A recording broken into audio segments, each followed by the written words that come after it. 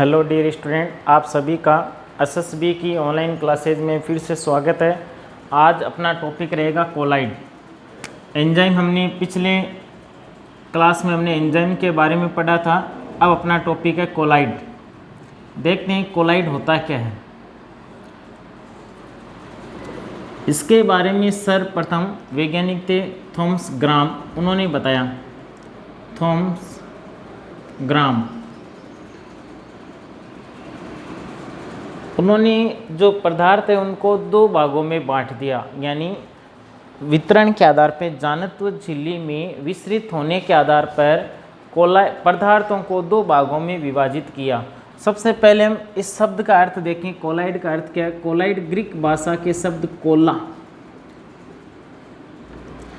Collide जो है Greek भाषा का शब्द है कोला, जिसका अर्थ होता है गम, या जिसको हम कहते हैं गोंद, गम के समान या गोंद के समान। ये तो ग्रीक भाषा का शब्द कोला है, उससे बना है कोलाइड, और इसका अर्थ होता है गम या गोंद। अब देखते हैं कि जो थॉमस ग्राम थे, उन्होंने पदार्थों को दो भागों में विभाजित किया। पदार्थों का विभाजन, और पदार्थों का विभाजन किसके आधार पे किया? आधार इनका है, आधार है जानत्व झिल्ली के वितरण के आधार पर, जानत्व झिल्ली के वितरण के आधार पर, यानी जो पदार्थ है उनको दो भागों में विभाजित किया। जानत्व झिल्ली या जंतु की जो चर्म है, चर्म पत्र है, उसके आधार पर दो भागों में विभाजित किया। पहला, एक को तो नाम दिया कोलाइड, और दूसरे को नाम दिया गया क्रिस्टलॉइड। कोलाइड और क्रिस्टलॉइड पदार्थ दो प्रकार के बताए गए हैं, कोलाइड और क्रिस्टलॉइड। अब देखो क्रिस्टलॉइड कौन से होंगे? जो जानत्व या जंतु झिल्ली को पार कर जाएंगे, जानत्व झिल्ली को पार कर जाएं, या पार कर सकें, और जो जानत्व झिल्ली से विस्तृत नहीं हो सकी, या जानत्व झिल्ली को पार नहीं कर सकती।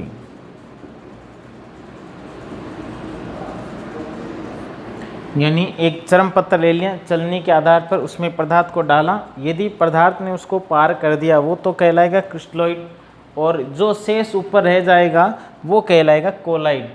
जैसे गोंद, स्टार्च, सेल्यूलोज, ये सभी क्या है? जिलेटिन, ये सभी कोलाइड है।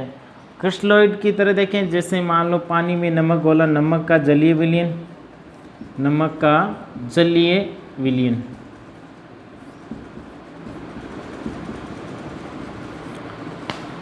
वापिस समझना। सबसे पहले कोलाइड, कोलाइड ग्रीक भाषा के शब्द कोला से लिया गया है, जिसका अर्थ होता है गम या गोंद, यानी गोंद के समान, गम के समान। ठीक है। वैज्ञानिक थे थॉमस ग्राम। उन्होंने पदार्थों को जानत्व झिल्ली में विस्तरण के आधार पर या वितरण के आधार पर दो भागों में विभाजित किया।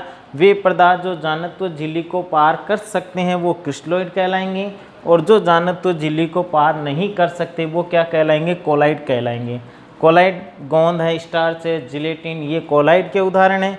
क्रिस्टलॉइड की साधारण जो अपना नमक का जलीय विलयन है, चीनी को घोल दें वो विलयन है, वो सभी कहलाएंगे क्रिस्टलॉइड। ये इनका साधारण परिचय था।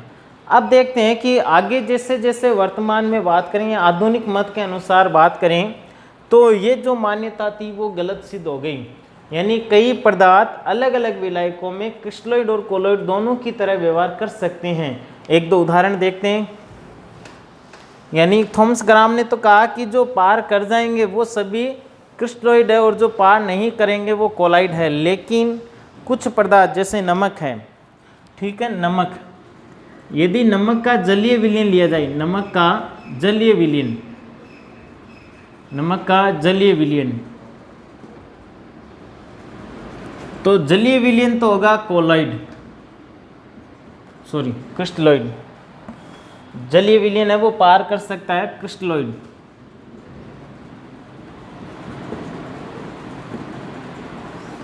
और यदि नमक को घोल दिया जाए बेंजीन में, नमक का बेंजीन में विलयन, नमक का बेंजीन में विलयन जो होगा, नमक में विलयन जो होगा वो कोलाइड कहलाएगा। अब पदार्थ एक ही नमक, लेकिन जैसे माध्यम चेंज हुआ है, पहले जल में घोला तो क्रिस्टलॉइड था, अब आपने बेंजीन में घोल दिया तो कोलाइड कहलाने लगा। तो एक ही पदार्थ दोनों की तरह व्यवहार कर रहा है, इसलिए जो ये थॉमस ग्राम की मान्यता थी, वर्गीकरण था, वो गलत सिद्ध हो गया। एक उदाहरण और देखते हैं, साबुन। यदि साबुन का जलीय विलयन देखें, साबुन का जलीय विलयन, तो साबुन का जलीय विलयन जो होता है वो कोलॉइड होता है। साबुन का जलीय विलयन क्या होगा? कोलाइड। और बात करें साबुन है उसको किस में घोल दें? एल्कोहल में घोल दें, तो साबुन का एल्कोहलिक जो विलयन होगा वो कहलाएगा क्रिस्टलॉइड।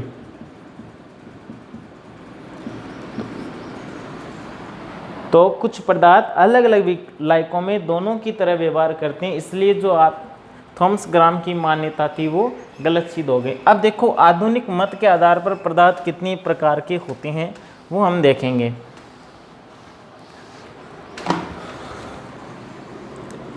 आधुनिक मतानुसार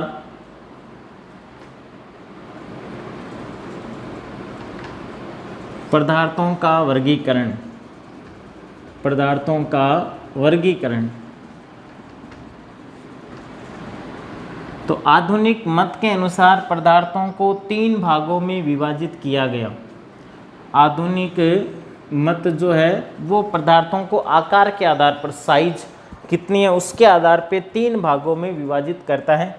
सबसे पहले वास्तविक विलयन, रियल सॉल्यूशन, वास्तविक विलयन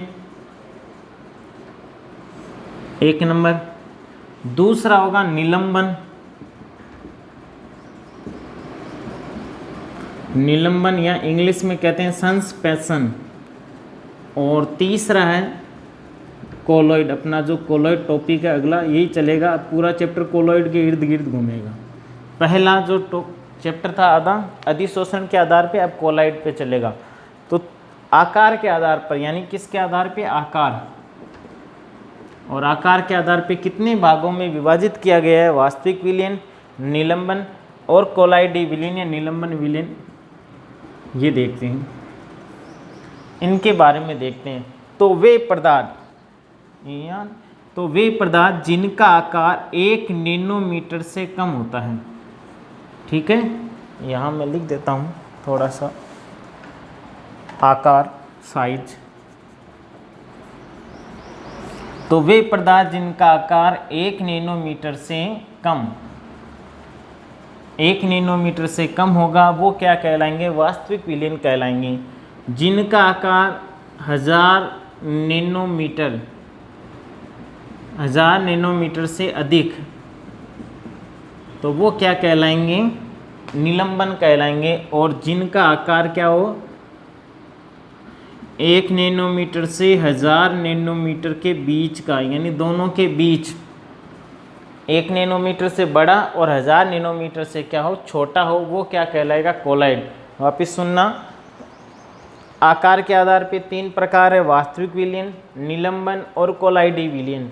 जिनका आकार 1 नैनोमीटर से छोटा होगा कणों का, वो वास्तविक विलयन कहलाएंगे। जिनका आकार 1000 नैनोमीटर से अधिक होगा वो निलंबन कहलाएंगे।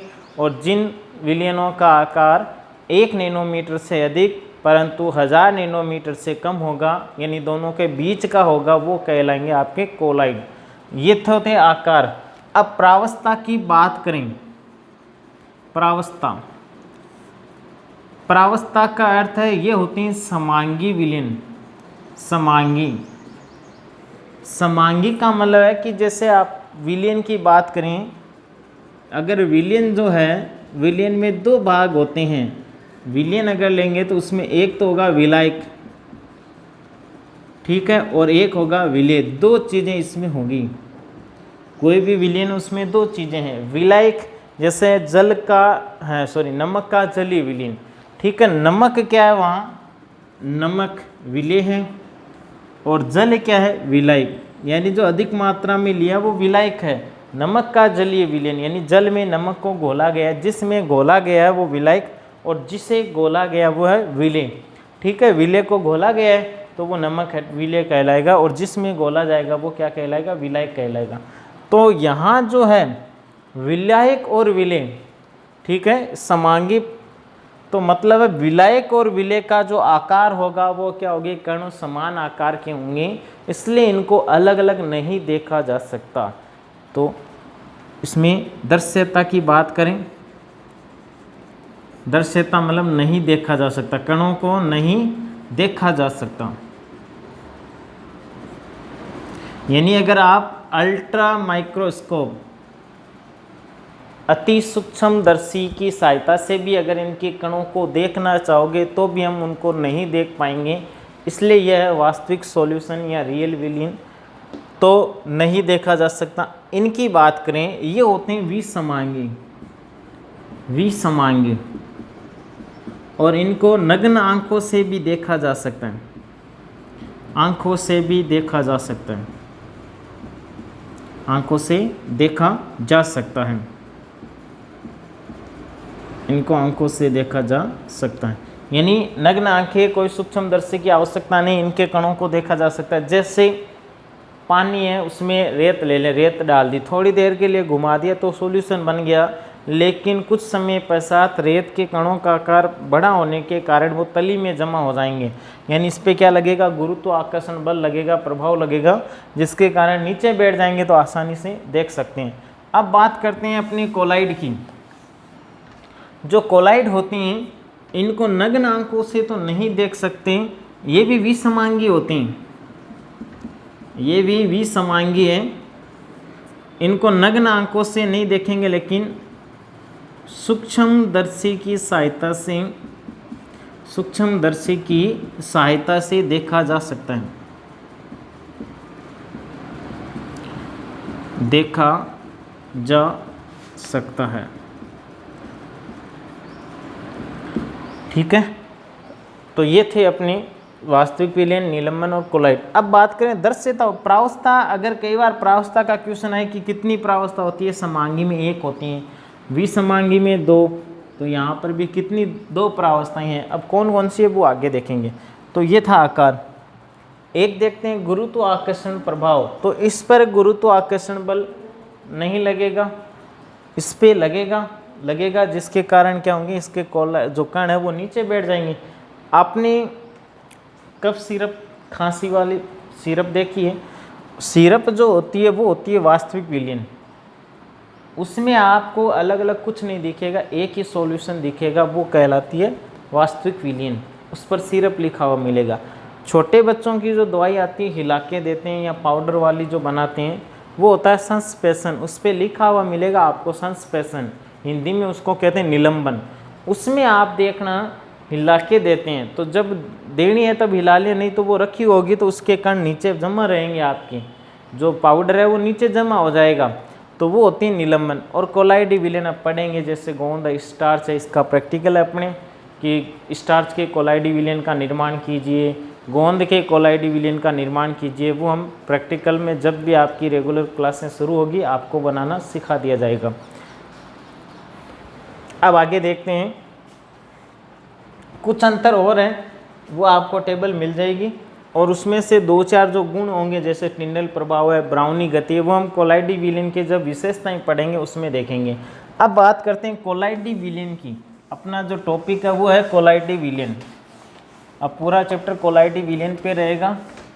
तो हम देखेंगे कि कोलाइडी विलयन में प्रावस्था दो है, तो कौन कौन सी प्रावस्था होती है वो देखेंगे।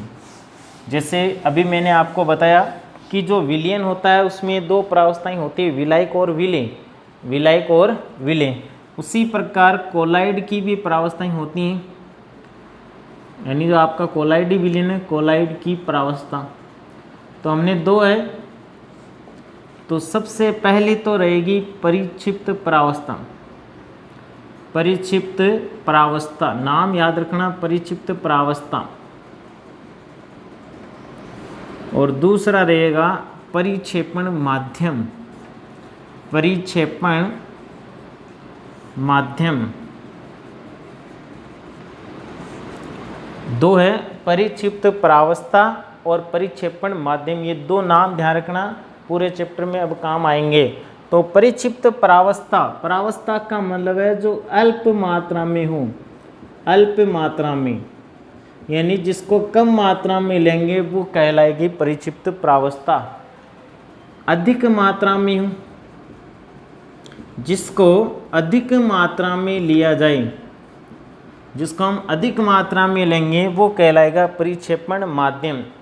ठीक है, इसको आंतरिक प्रावस्था भी कहेंगे। इसको क्या कहा जाता है? आंतरिक प्रावस्था। इसको आंतरिक प्रावस्था भी कहा जाता है, जबकि परिक्षेपण माध्यम को बाह्य प्रावस्था भी कहा जाता है।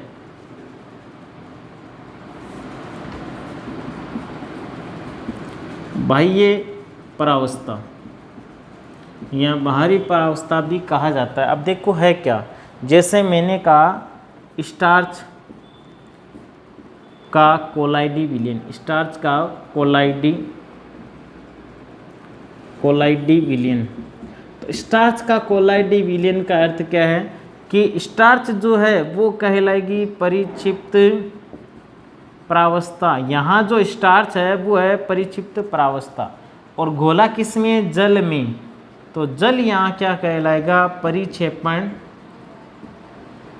माध्यम। स्टार्च का कोलाइडी विलयन, तो स्टार्च परिक्षिप्त प्रावस्था है, जबकि जो जल होगा वो क्या होगा? यहाँ परिक्षेपण माध्यम होगा, यानी जिसको अधिक मात्रा में लिया गया है। बाह्य प्रावस्था यानी बाहर से देखने पे हमें कौन सा दिखेगा? जल दिखेगा, सॉल्यूशन दिखेगा, स्टार्च नहीं दिखेगी। तो स्टार्च क्या है यहाँ पे? परिक्षिप्त प्रावस्था, वो घुली रहेगी, अंदर घुली हुई है, इसलिए इसको आंतरिक प्रावस्था कहा है। किस में घुली हुई है? जल में। तो जल को क्या कहेंगे? बाह्य प्रावस्था। तो ये थी दो प्रकार की प्रावस्थाएं, परिक्षिप्त प्रावस्था और परिक्षेपण माध्यम। अब जो परिक्षेपण माध्यम है उसके आधार पर कोलाइडी विलयनों के कुछ विशिष्ट नाम हैं। परिक्षेपण माध्यम के आधार पर कोलाइडी विलयनों के विशिष्ट नाम। कोलाइड सीधा ही लिखूं, परिक्षेपण माध्यम।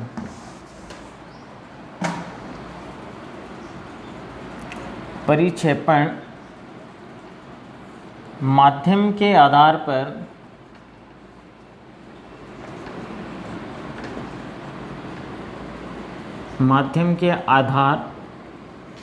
पर कोलाइडी विलयनों के विशिष्ट नाम। कोलाइडी विलयनों के विशिष्ट नाम।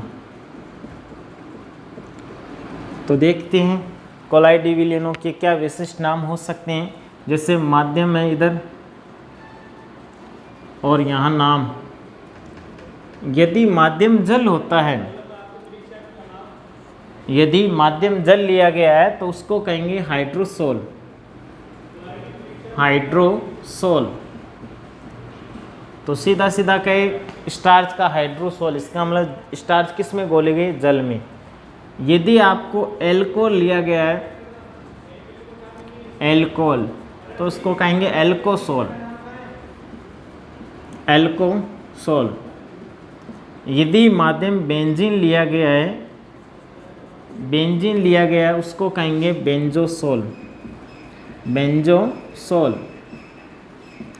और लास्ट है, मान लो वायु है, हवा है, तो उसको कहेंगे एयर है, तो एरोसोल। हाइड्रोसोल, एल्कोसोल, बेंजोसोल और एरोसोल। ये ध्यान रखना, जैसे वायु है उसमें धूल के कण घुले हुए हैं तो कोलाइडी विलयन बन गया, उसको हम क्या कहेंगे? एरोसोल कहेंगे।